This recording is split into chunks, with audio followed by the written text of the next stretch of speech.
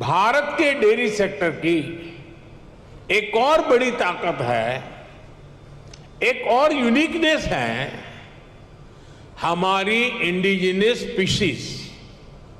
भारत के पास गायों की, भैंसों की जो स्थानीय ब्रीड है, वो कठिन से कठिन मौसम में भी सरवाइव करने के लिए जानी जाती है। मैं आपको गुजरात की बन्नी भैंस का उदाहरण देना चाहूंगा। ये बन्नी भैंस कच्छ के रेगिस्तान और वहां की परिस्थितियों से ऐसी घुल मिल गई है कि देखकर कई बार हैरानी होती है।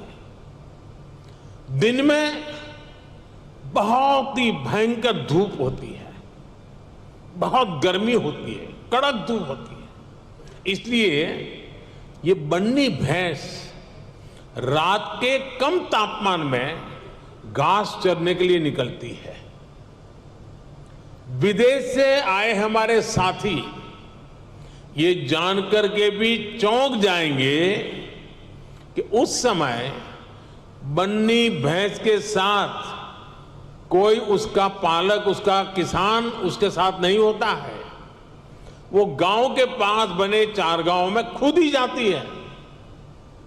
रेगिस्तान में पानी कम होता है, इसलिए बहुत कम पानी में भी बन्नी भैंस का काम चल जाता है। बन्नी भैंस रात में 10-10, 15-15 किलोमीटर दूर जाकर घास चरने के बाद भी सुबह अपने आप खुद घर चली आती है।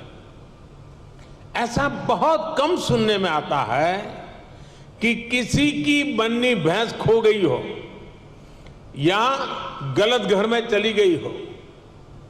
मैंने आपको सिर्फ बन्नी भैंस का ही उदाहरण दिया है, लेकिन भारत में मुर्रा, मेहसाणा, जाफराबादी, नीली रवि, पंढरपुरी जैसी अनेक जात नस्लें भैंस की आज भी अपने अपने तरीके से विकसित हो रही है।